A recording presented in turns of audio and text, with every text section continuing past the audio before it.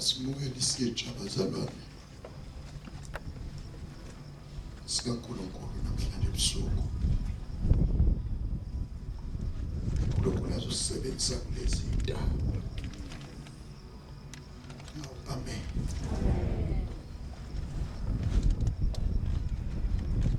Wayekadidekanga uNkulunkulu mhlaba efuna ukuyifikela ngomuntu la efuna ukufika khona. Wayengayifikela nje. Kodwa uNkulunkulu wababala umuntu. Wathi usiyofika ngomuntu la efuna ukufika khona. Uprofethi Masimula uhamba nomama Masimula kanye nabazalwane abakhonza icebo likaNkulunkulu encebweni yakhe. Cela sibamukele bazalwane ezodlulisa lokho kusenhlizweni yenkosi.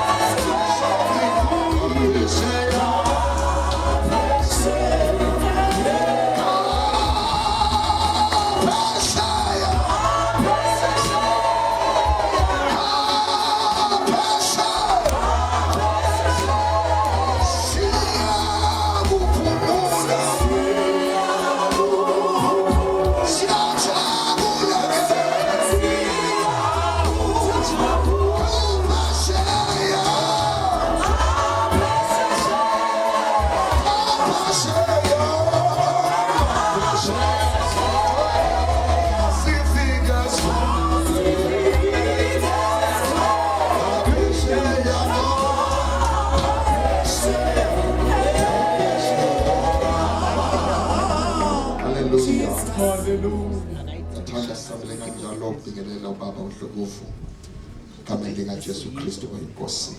Yacela sishalo uNkulunkulu wethu isandla sikhulu.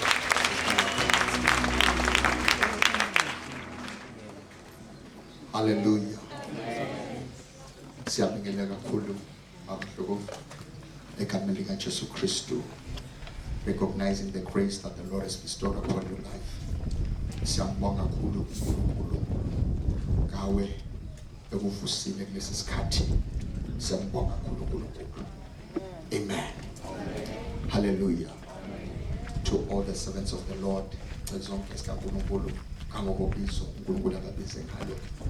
amen. Fuze Siyabingelela. Amen. Udomdala nondaba. Siyabingelela abazalwane. Obaba nomama ubhuti nosisi nabancane belihle igama lomfana uJesu Kristu. Sadokho siyabingelela. Amen. Siyambonga kakhulu uNkulunkulu. uNkulunkulu omuhle nothembekile. Mina ngizela uzothandaza manje futhi sekulungile. Uzothandaza nje because okusho lapha nje bangiphendula ngibheka umama wakithi. Ngibhekela lokho ukuthi wazi walunga wathembeka uNkulunkulu. Hallelujah. Akuningi ngizokusho. Sekubonga ngesizwe. Kodwa iqiniso elikhulu ngiswele indawo ephakeme nombhobho ubamemezele njalo abantu ukuthi athande ikithubelekile abalihle bandle nje ngo-2026. Amen. This is going to be a very great year. So you provoked me. You know, Bazaran? Well, because I'm not here to talk about that. Kodwa ngithukuzelekile. Awukho unyaka oke waba muhle njengalo. Hallelujah. Unyaka siqalile. Masizovala ukuthi uNkulunkulu tell them to prepare their minds. Hallelujah. And their hearts. Thank you, Jesus. Because they're about to enter into a new day. Amen. The Lord said to me, unyaka bazongena kuwo uyoba muhle. But if their minds are not being transformed, uthi bazokwenza amaphutha abajwayele ukwenza njalo baqala unyaka. Ukulungela bazalwane futhi ngizobenje ngishikhuluma kanje bese ngiqeda ngihlala phansi ngoba futhi uqedile. Yabo asenzele ukuthi ngivule ivesi libe linye ukuthi nje Bishop Leonard ifikile. 2 Samuel chapter 8. Bekuseni.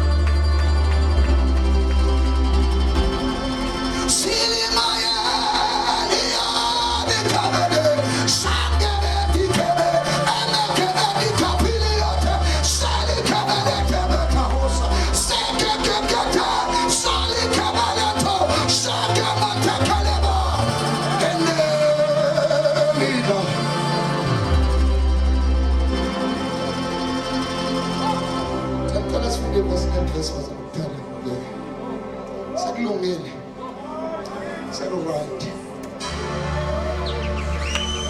Right. Second Samuel chapter 8. Elufunda ivesi le bese ngihlala phansi.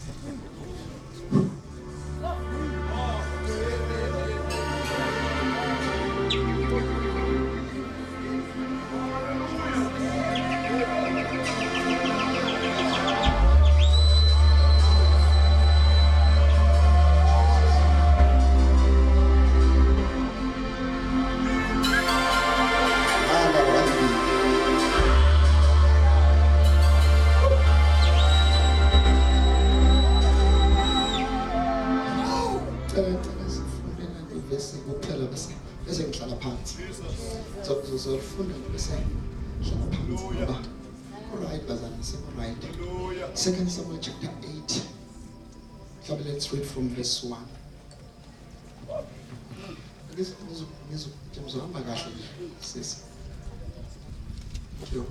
Verse 1. Kwathi emveni kwalokho uDavide wawashaya amaFilisti. Wawanqoba. uDavide emva kwalokho wawashaya amaFilisti wawanqoba. He defeated the Philistines. Wadla ingxenye yenhlakomuzi yawo. And subdued them. After this, David defeated the Philistines and subdued them. Wawanqoba, wawahlula, wangagcina lapho, wawabusa, waba ngaphezu kwawo. Siqhubeke. Wabanqoba nabakwaMowabi. Isizulu sisho senze njani? Asilehle kancane sisi. Kwathi emveni kwalokho uDavide wawashaya amaFilisti. Wawanqoba. Wawehlula, wawanqoba. Wadla ingxenye yenhlokomuzi yawo. Now bese kuthiwa ke waba esedla ingxenye. Bazalwane. Wadla ingxenye yani bazalwane yenhla yomuzi. But uma ufunda awesilungu lithi uDavide wadla iGath. Hallelujah. Mhlawumbe khona ungangifundela lesilungu. Lele lo ndawana isizulu angisazi sishone ngaphi.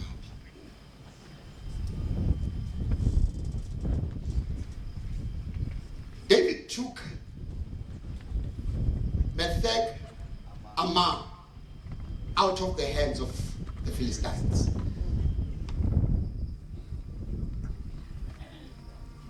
But again, Bishop abantu abaziyo ngoba mina ngazi kahle kodwa ngizwile ngebesho.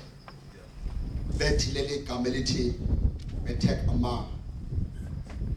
Hallelujah. Lithi the mother of the bride, which is the city. And the Leyo city, it's called Gath. Gath le unomlando nayo uDavid. Ngoba it was a homestead kaGoliath.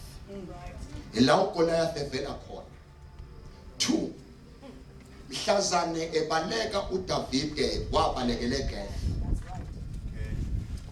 Wabalekele Gath. Later wabuya wayinqoba iGath. Baphinde ke bathi ke futhi abaziyo ngoba ngizokhuluma nje nje bazame sengihlala phansi. Bathi abaziyo uma kukhulunywa ngeGath igama elithi Gath lisho the wine press. Bathi la kwakuyindawo in agricultural land. Indawo ayidlayo akadlanga indawo nje. Wadla an agricultural land. Umenqoba abaFilisti akawanqobi nje kodwa udla nendawo yokulima. Sanibona bazalwane. Amphinde uma enqoba amaFilisti akawanqobi nje. Udla nendawo nomnotho. An agricultural land. Wayidla. Yendethi nje when you deal with the Philistines in this season, uzowashaya uzule nendawo yakho. Hallelujah. Qhubeka sisi. Ngithandaze. Ngishilo nje ngiyafunda nje ngizofunda mina ibese bese ngihlala phansi. Wabanqoba nabakwaMowabi. Akagcinanga lapho wanqoba nabakwaMowabi. Unqoba amaFilisti oqala banqoba besibili abakwaMowabi. Wabalinganisa ngentambo. Wasebalinganisa ngentambo. Wabalalisa phansi emhlabathini. Uma sebanqobile wabalinganisa ngentambo sebalalisa phansi emhlabathini. Bonke abalinganiswa kabili ngobude bentambo babulawa. Uthi bonke abalinganisa kabili ngobude bentambo wababulala. Okusho khona ababulalayo, all right? Yep. Kwathi labo abalinganiswa kanye ngobude babo bayekwa baphila. Wabayeka baphila. Waza sisi. AbakwaMowabi baba yizingceku zikaDavide. Laba abalinganisile wabayeka baphila ubayekela ukuze bezomkhonza. Bathela intela. Onatsoke enye into 2. Uma bayeka bephila wabayekela ukuthi bathele intela bayithele kuyo. Okwesibili unqoba kokuqala wadla izwe lapho lokulima. Wanqoba laba besibili bakhokha intela. Yinethi khona labo zobanqoba batheli bazothela intela. Yeah. You know, izinto ezikushayile in the past, yinethi in this season sizothela intela. Oh God, yinethi ayikho bazoyilwa ongezuphuma nesixoxo, ongezuphuma nenzuzo. The battles that you fought in the past, kunezimpo zililwe in the past, waphuma nemkhuzuko. But I just want to say this, but in this season, izinto ezikushayile nezinto ezikuphuma nemkhuzuko izisazokhokha, they're still gonna pay. It's a season of payback. Oh shy. Daya sana. Ezinye siphume kuso sasala sibithwa yitwa bashiya izinto kodwa ngathi ngamemezela ngithi yindathi nje the enemy is still gonna pay. The Moabites, they're still gonna pay.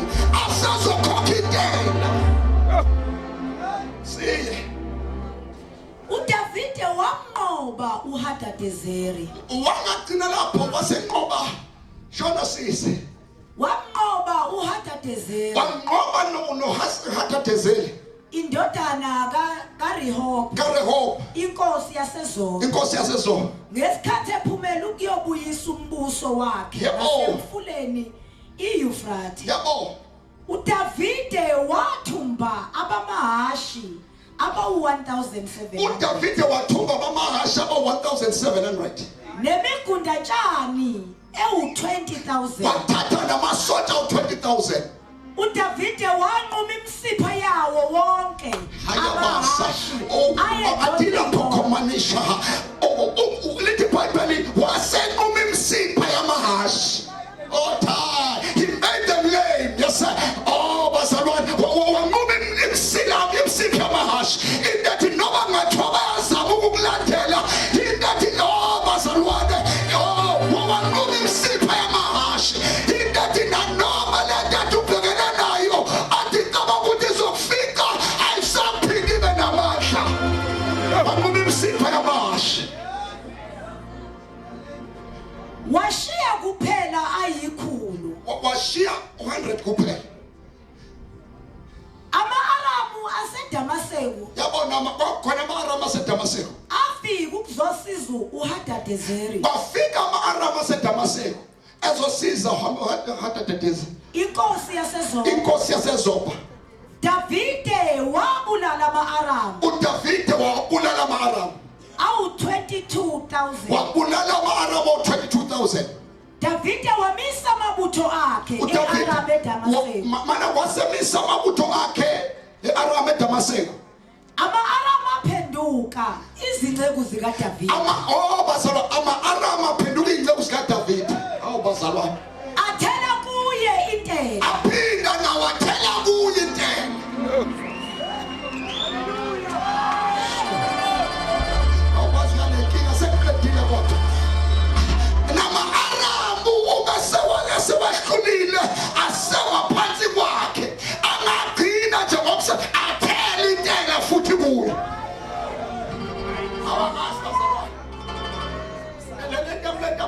Ngiqedile mina ngifunda iBhayibheli ngishiya. Usimakade wamhlenga uDavide noma kuphi lapha ayeya khona. U6 lo sisi. U6. Davide wamisa amabutho akhe. No sisi, u6 lo yangithi. Lithi uNkulunkulu wamhlenga. Funda sisi. Ngicela ngifunda lapho. Wamnqobisa uDavide noma phi lapha. Now, lisho njalo, lithi wamnqobisa uDavide noma yaphi la eyeya khona. Umuya ku14 no14 uphinda asho njalo. Athi ngokuba uNkulunkulu wamnqobisa uDavide lapho ayeya noma phi la eyeya khona. He was carrying victory. Abazalwane, lungile. Asifunde sisi ngiyake. 7. Davide wathatha izihlangu zegolide Manake uDavide wathatha izihlangu zegolide. ezazingezezinceku zikaHadadezeri. Wathatha izihlangu zegolide okwakuze ezey'nceku zikaHadadezeri. Waziletha eJerusalem. Wayithatha wasuka nazo le waziletha eJerusalem. Bazalwane, Inkosi uDavide yathatha ithusi eliningi kakhulu wathatha igolide, wathatha nethusi eliningi. emzini kaHadadezeri. Yabo, iBhetha neBerothayi. yabo. Uthoyi inkosi yaseHamathi Manake yathi ukuba izwe inkosi yaseHamathi wezwa ukuthi uDavide uyinqobile yonke impi zwana yaseHadadezeri. uma esezwile ukuthi uyinqobile yonke impi. Yabo, Uthoyi wathumela uJoramu uThoyi wathumela uJoramu. indodana yakhe Yabo, enkosini uDavide wathi hambe enkosini uDavide umadoda kithi ukuba yombingelela futhi ukuba wayombingelela futhi. ambusise Manake bese embusisa ngenxa yokuba wayelwe noHadadezeri noHadadezeri. Yabo, wamnqoba. wamnqoba. uHadadezeri wayevamise ukulwa noThoyi. Yabo, uJoramu wayephethe izinto ezenziwe ngesiliva. manake umeza lo angizozuzwa sengathi ngiqedile. Umezwa lo uJoramu uza nezinto, akezi empty handed. Isibingelela sihlukile, uzombingelela kanjani mayinibingelela kanje? Woza sisifunde bese ngivala. Joramu wayephethe izinto ezenziwe ngesiliva, Uphethe izinto ezenziwe ngesiliva, ngegolide ngegolide nangethusi. nangethusi. Nalezo Nalezo inkosi uDavide Yabo. yazehlukanisela uSimakade uthi nalezo inkosi uDavide wayihlukanisela uSimakade nesiliva negolide nesiliva negolide. eyayilehlukanisile livela ezizweni zonke Yabo, eyayizinqobile. thank you. E-Aramu kwaMowabi, kubantu baka-Amoni, Yabo, kumaFilisti, yabo. kuma-Amaleki nasempangweni kaHadadezeri Thank you. indodana kaRehobhe inkosi yaseZobhe. Sekuphelile bazalwane. Mangivuka ekuseni uthi okhuluma nami, go and tell them ukuthi it's a season of an economical shift. Kwasekulunga. I don't know ukuthi kunentabanizeleni, but it's a season of an economical shift.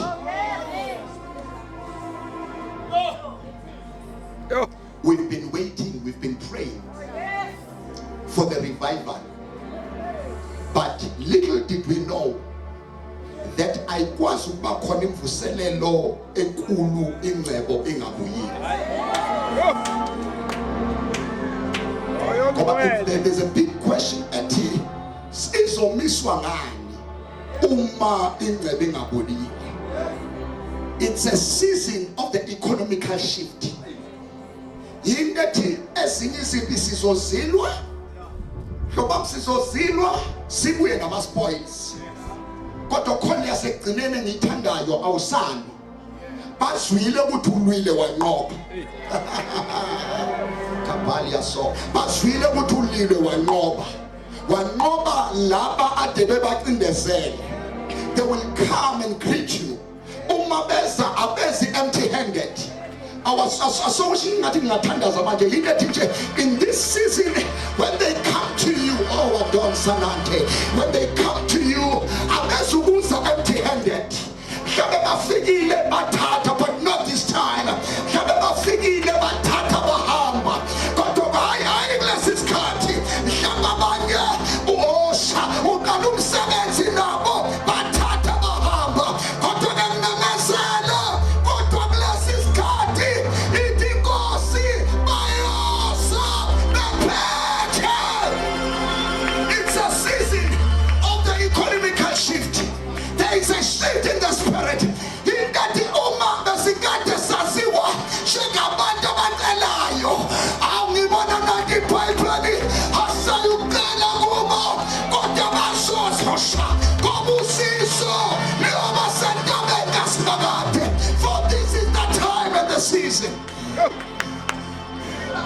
It's a season of the economical shift.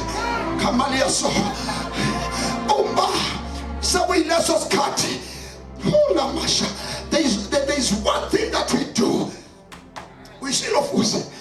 The Lord said, go and tell them. Balloon is at the posture of their hearts. It's a season. Masha. God ogunya ukufika kathini kodwa inkathi kube yakho kodwa uphuma ungaphethelutho kanti ngathi isimo inhliziyo yakho indawo yakho lungisa the posture of your heart. Yes, the season is yours, but you need to prepare the posture of your heart. It matters much.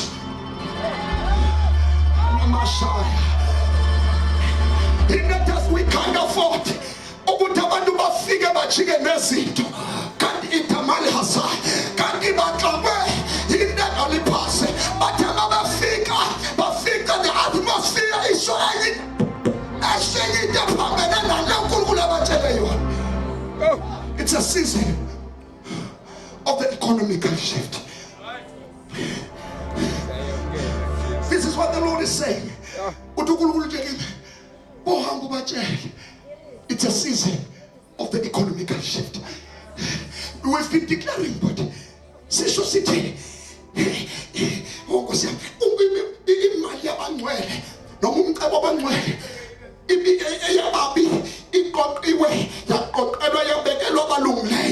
been saying scriptures, but I just want to say this. This is the season. Let the others get the seashore. City, oh, sitting there, I just want to say this. This is the time and the season. Apasai, O Camelia, in the Canayo, Abaya Bandabesanalento, Fumelis Kulu, Abaya Bandabesanalento, Fuse Aseu Yabus Nonote. But they shall hear the voice of the Lord, and the Lord shall order their steps. O Campania, but Fruna.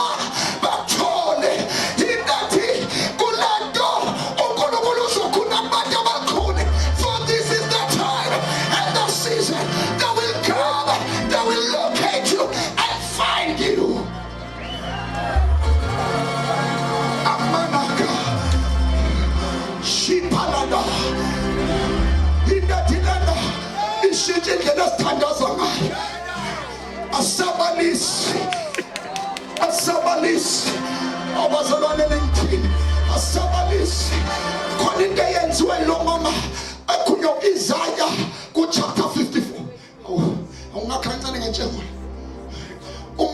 Iqiniso or a breakthrough iyalungiselelwa.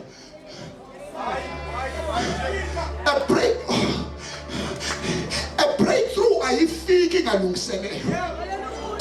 Isaiah 54 kuthiwa sing, oh you barren woman, kuthiwa prepare an atmosphere for your breakthrough. But to pray, to prepare for your breakthrough, it is your responsibility. Umsebenzi wawushade asinizinto azenzani umkhatha ulungisiwe.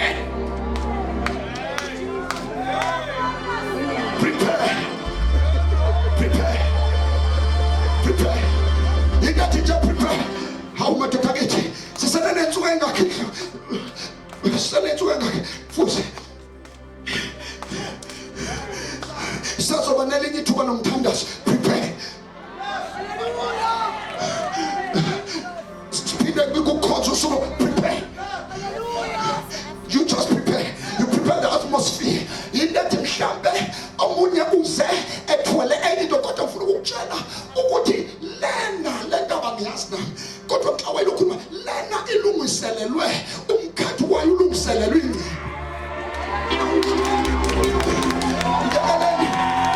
Ngithukiwe phela nomkhathi ulungiselelwe ingcebo.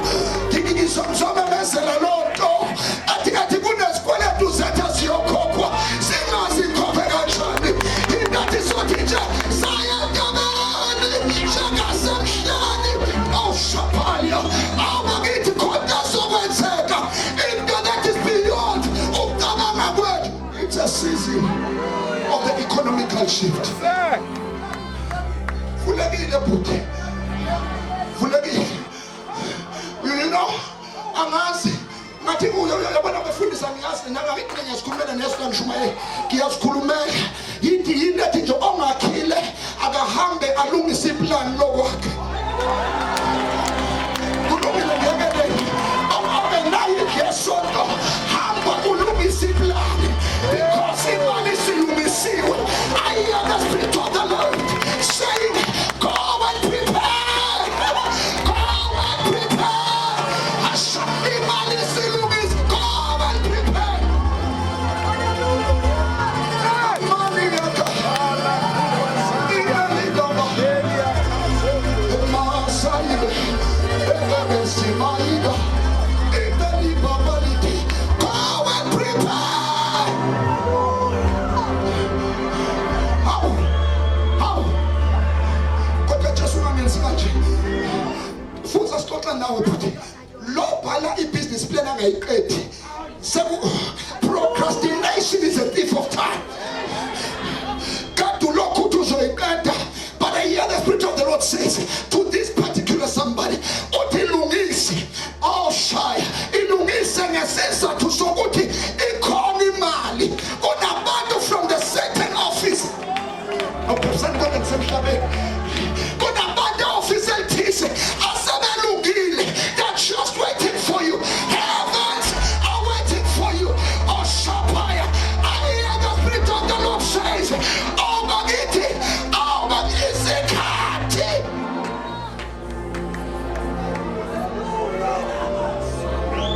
Go and prepare. Go and prepare. Ngifuna ubusha. Mina ngizoshumayela. Ngizomemezela namhlanje. Indethi go and prepare. Angazi ngifuna ukuyisho le ndoba ile ngithunywa indethi nje befundisa bami go and prepare, go and prepare. Madoda akithi kungathi bengathi kwabanye bethu let us increase our capacity, extend the size of your team because there's a caliber of people that are coming. Inkinga bazohamba sebefikile. Yandisa umkhawulo go and prepare.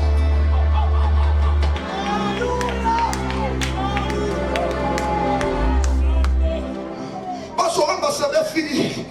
Bazoba ngathi uNkulunkulu akathembekile. Kanti isikhathi sifikile ufika afika umhlaba omncane